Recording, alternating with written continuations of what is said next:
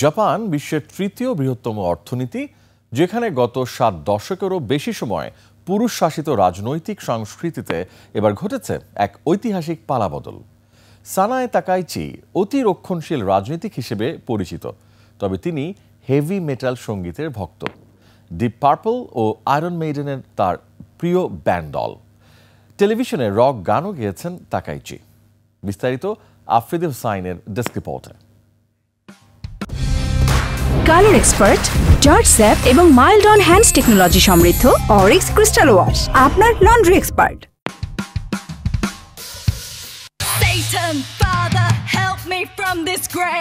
64 বছর বয়সী সানায়ে তাকাচি শুধু রাজনীতির মাঠেই নন, বরং ব্যক্তিত্বেও বহুমাত্রিক। অতিরক্ষণশীল মতাদর্শের রাজনীতিক হিসেবে পরিচিত হলেও তিনি নিজেকে একজন হেভি মেটাল প্রেমী হিসেবেও তুলে ধরেছেন। বিশ্ববিদ্যালয়ে ব্যান্ডের ড্রাম বাজানো থেকে শুরু করে জাতীয় টেলিভিশনে রক গান পরিবেশন তাকাইচির এই দিক থেকে তাকে সাধারণ রাজনীতিকদের চেয়ে একেবারেই আলাদা করে তুলেছে। ব্যক্তিজীবনে মোটরসাইকেল ও গাড়ির প্রতি ভালোবাসা তাকাইচিকে জাপানের রাজনীতির এক ভিন্ন স্বাদের চরিত্র করে তুলেছে। তাকাইচি বড় হয়েছেন জাপানের নারা প্রিফেকচারে এক সাধারণ পরিবারে। বাবা ছিলেন গাড়ি নির্মাতা কোম্পানির কর্মী, মা পুলিশের চাকরিতে। কোনো রাজনৈতিক পরিবারের ছত্রছায়ায় নয়, বরং নিজ পরিশ্রমেই রাজনীতির এই শীর্ষ পর্যায়ে উঠে এসেছেন তিনি। পড়াশোনার খরচ চালাতে করেছেন খণ্ডকালীন কাজ। এরপর যুক্তরাষ্ট্রে গিয়ে কাজ করেছেন মার্কিন কংগ্রেসে। সেখান থেকে ফিরে জাপানে হয়ে উঠেছেন পরিচিত টেলিভিশন ব্যক্তিত্ব।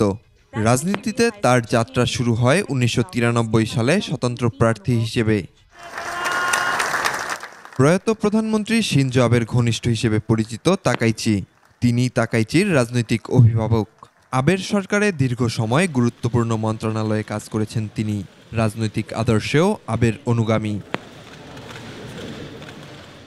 নির্বাচনী প্রচারে মন্ত্রিসভায় নারীদের অংশগ্রহণ 50% উন্নীত করার প্রতিশ্রুতি দিলেও বাস্তবে তাকাইচি নিয়োগ করেছেন মাত্র 2 জন নারীকে।